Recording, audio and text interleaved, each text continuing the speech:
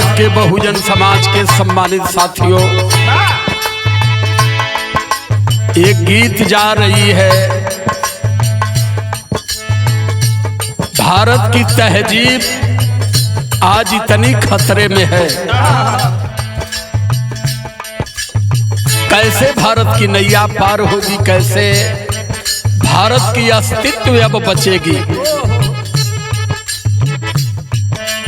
आज 16 तारीख है, कल 15 तारीख को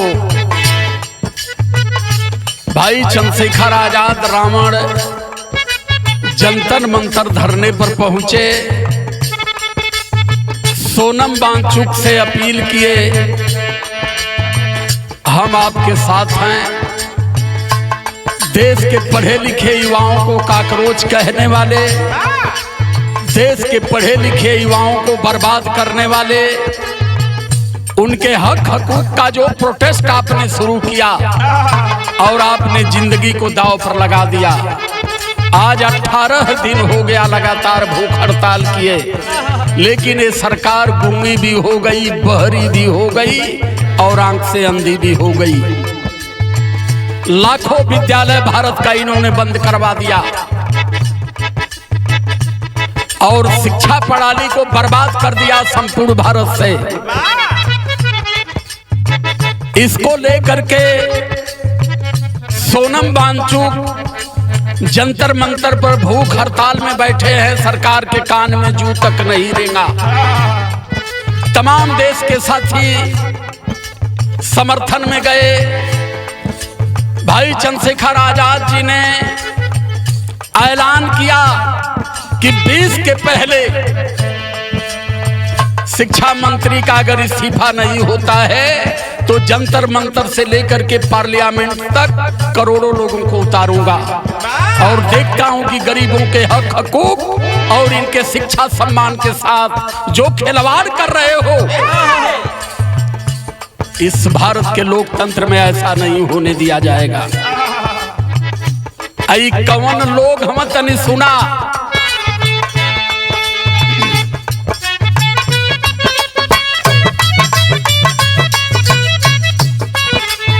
ये वही लोग हैं जो गूंगे बहरे अंधे हो गए। चंदा चोर कहाए विश्व गुरु कहलाने वाले, विश्व गुरु कहलाने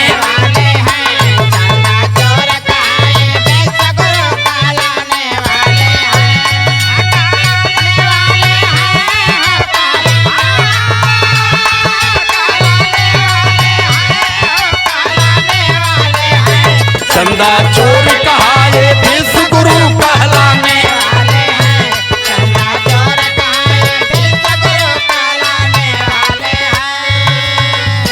ये मैं नहीं कह रहा हूं, उन्हीं लोगों के लोग कर रहे हैं, भारतीय जनता पार्टी के लोग कर रहे हैं। मंदिर सौंप दिया गया, इन लोगों ने भगवान को लूट लिया। पूरा देश पूरा विश्व जान रहा है और ये कहते हैं कि हमान भारत के विश्व गुरु बना बन जाइए। सुना,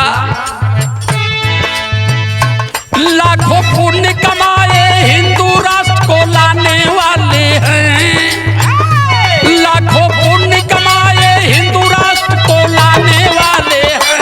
चंदा चोर कहाए विश्व गुरु कहलाने, चंदा चोर कहाए विश्व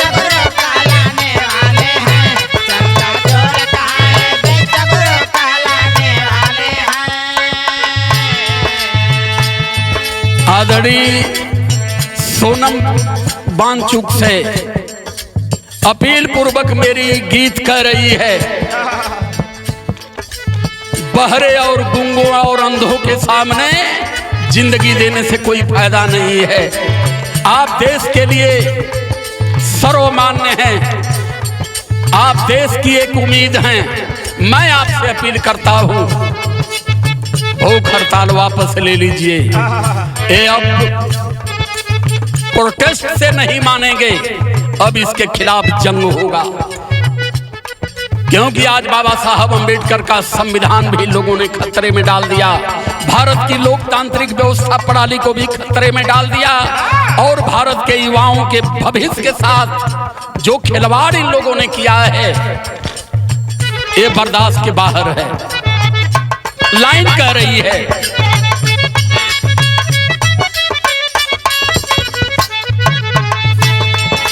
दान का पैसा गायब हो गए, राम लला ना बोले, राम लला ना बोले भैया, राम लला ना बोले, राम लला ना बोले भैया, राम लला ना बोले।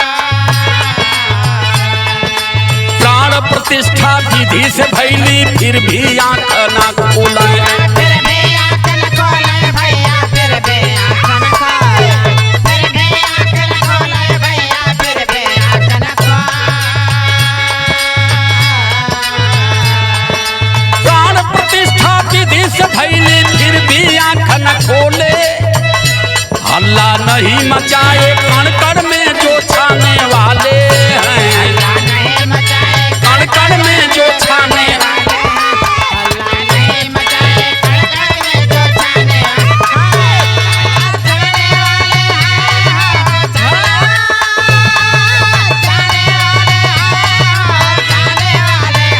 हल्ला नहीं मचाए कण कण में जो छाने वाले, अल्लाह नहीं मचाए कण-कण में जो छाने वाले हैं।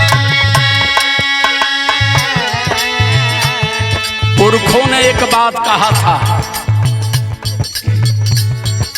चोर चोर मौसेरे भाई सच्ची हुई कहानी, सच्ची हुई कहानी भैया, सच्चे हुए कहानी, सच्चे हुए कहानी भैया, सच्चे हुए कहानी।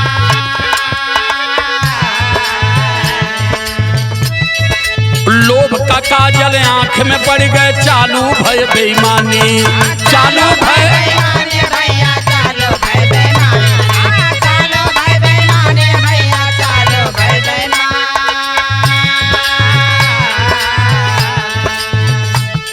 अरे लोभ का काजल आंख में पड़ गए, लोभ का काजल आंख में पड़ गए, चालू भय बेईमानी, भक्षक बने लुटेरे रक्षक सदा कहाने वाले, भक्षक बने लुटेरे रक्षक सदा कहाने वाले हैं। भक्षक बने लुटेरे रक्षक सदा,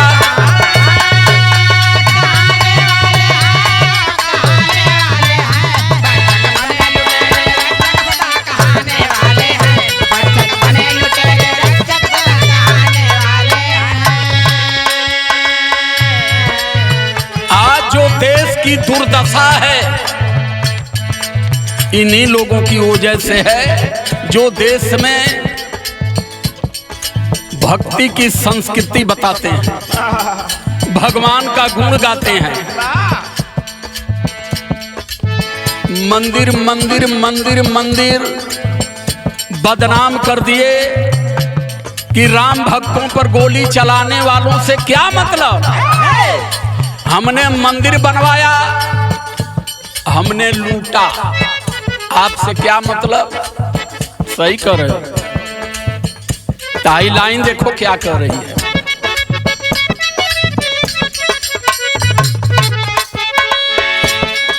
पिछड़े दलित मंदिर खातिर अपनी जान गंवाए, अपनी जान गवाए भैया, अपनी जान गवाए, अपनी जान गवाए भैया, अपनी जान गवाए। बना ट्रस्ट तब ओबीसी एक नजर ना आए, एक नजर ना आए भैया, एक नजर ना आए, एक नजर ना आए भैया, एक नजर ना आए। जरा दो जवाब हमें कर रहे हो कि राम भक्तों पर गोली चलाने वाले राम पर सवाल, मंदिर पर सवाल खड़ा कर रहे हैं, लेकिन हमें बताओ कि जब राम मंदिर के लिए गोलियां चली तो कितनी पंडित जी, कितनी ब्राह्मण जी, कितनी छत्री जी मरे थे, जरा ये भी बता दो। मरने वाला पिछड़ा दलित था वहां, जिसे तुम राम भक्त बता करके ले गए, लेकिन जब राम का मंदिर बना तो राम के नाम पर शहादत देने वाले पिछड़े SC ST OBC में से उस ट्रस्ट में किसी को रखे। जो समझा रहे हो, समझाना चाहते हो, सब हम लोग बहुत पहले समझ लिए। अब ये मत सिखाओ, बस ये है भारत को भारत की तहजीब में रहने दो, ये अपील पूर्वक करते हैं। क्या है? बना ट्रस्ट तब ओबीसी एक नजर ना आए,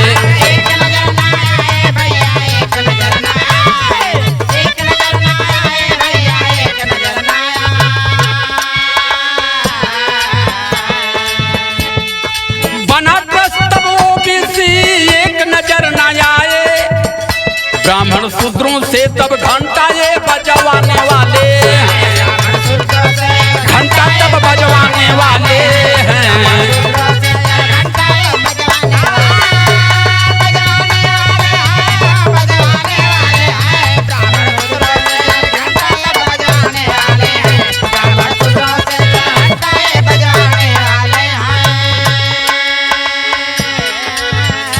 राम के नाम पर गोली खाए लेकिन ट्रस्ट में शामिल नहीं किए गए। इनके बता दिया गया कि गोली खैला दोनों सबसे बड़ा भक्त हुआ, जवन आगे बड़का घंटा बनल हो एकदम वही के जाके टन से बजा लेवल करा, और 100 200 500 400 जवन हो वही आगे दान पेटी में डाल दे। यह मिलल SC ST OBC के। फिर लाइन बतावत अंधभक्त में पढ़ के पिछड़ा पैसा जाए चढ़ावे,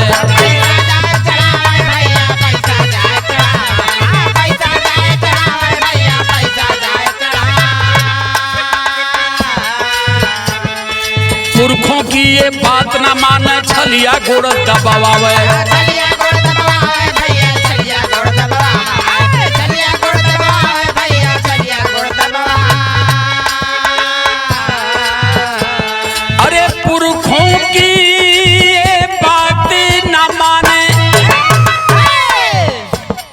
छलिया गोड़ दबावे,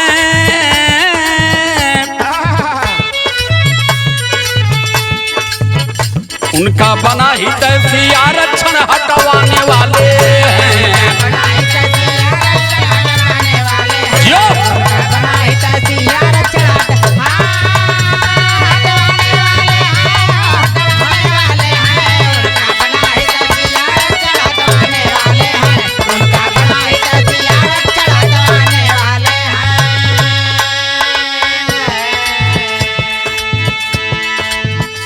जे तुआर शोर खन्नत भैया वही का गोड़ दबावत हुआ। अब हम कुछ ज्यादा कहब ना, के बदे कहत थक गए। आ तुहन उनके समझावे में कभी केहू के एक ठे गन्ना ना तोड़ली, एक ठे चींटी के कभी जान के पैर से ना कुचलली, लेकिन मुकदमा 1 दर्जन हो गया। तुहन लोगन कुकुर का पूंछ जैसे होले, केतनों घी लगा लगा सोच करवाओ फिर गब दे गोली आ जाए, वह गति तुम्हारे लोगों कहो।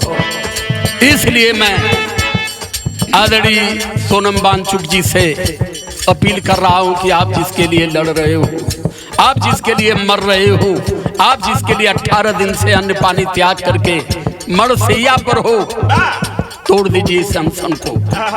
न वो जल्दी आपको सुनने वाले हैं, न जिसके लिए लड़ रहे हो आपको मानने वाला।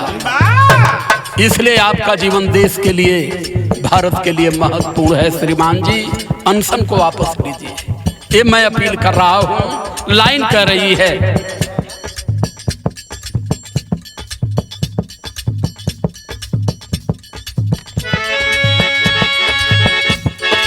आहट गैंग जो देश के अंदर लिहल चुप्पी साधी,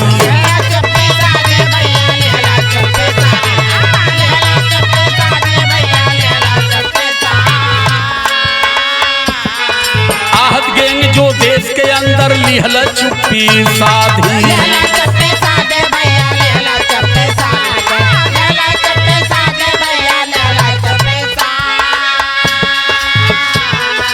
फरसा खंजर रोड के ऊपर निकले बन के आंधी,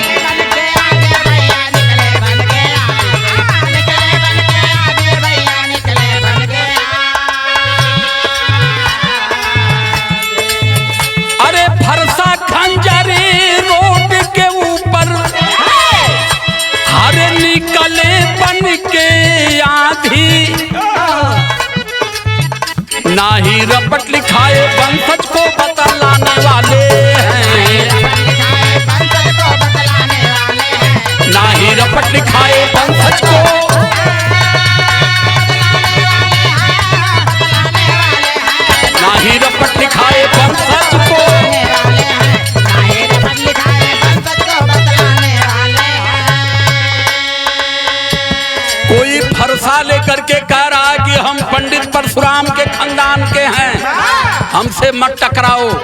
अभी एक दिन एक बयान सुन रहे थे कि पंडित परशुराम ने 21 बार भारत से समूल क्षत्रियों का नाश कर दिया। तब तुम लोग भी करोगे क्या भाई? लेकिन एक गूंगी बहरी लंगड़ी अंधी सरकार एक भी FIR उनके ऊपर दर्ज नहीं किया। कोई तलवार लेकर के निकल रहा है किसके खिलाफ? क्या देश में अंग्रेज हैं, मुगल है, औरंगजेब हैं? किसके खिलाफ तलवार निकल रही है? लेकिन ये सरकार बैठ करके मुस्कुरा रही है। एक भी मुकदमा इनके ऊपर नहीं लिखा और हम सही बोल रहे हैं तो आस्था याहत के नाम पर धर दे एक मुकदमा। आस्था को बचा के रखो। आस्था बहुत अब नुकसान करने वाली है तुम लोगों की। आस्था का दूसरा नाम है दिमागी गुलामी। तो दिमागी गुलामी अगर तुम्हारी है तो तुम अपने दिमागी गुलामी ढो। हम दिमाग से अधीन नहीं हैं, हम तो अपनी बात कहेंगे।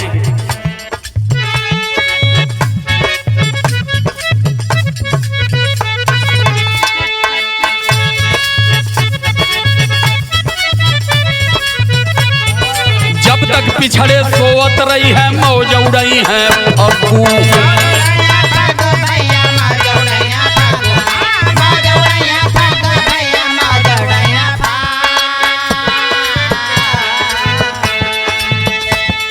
नकली छतरी बन के पिछड़ा चाटत रहे पीछे लगू।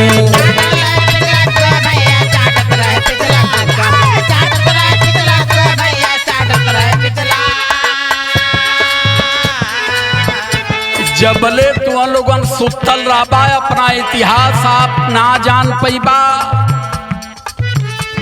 हमारे बुद्ध, कबीर, रैदास, अंबेडकर, पेरियार, रामास्वामी नायकर, साहू फूले क्या कहे? जब तक ये नहीं समझ पाओगे इनका पीछ लग्गू बन के तलुआ चाटते रहोगे और ये तुम्हें ऐसे ही लूटते रहेंगे। कई बार अपील कर चुका हूं कि विचारधारा में परिवर्तन कर लो। ये वैचारिक आंदोलन है, जो जानो मानो। अरे नकली छतरी बन के पिछड़ा, अरे चाटत बनी पिछलकू। लेखनी सूर्य भान की राजकुमार बतलाने वाले हैं। लेखनी सूर्य भान की जो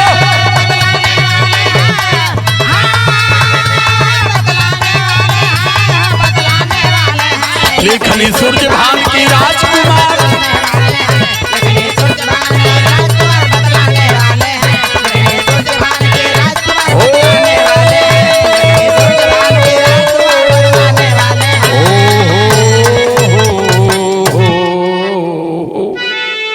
सादर जय भीम, नमो बुद्धाय, जय आदिवासी, जय मूल निवासी, जय भारत, जय संविधान।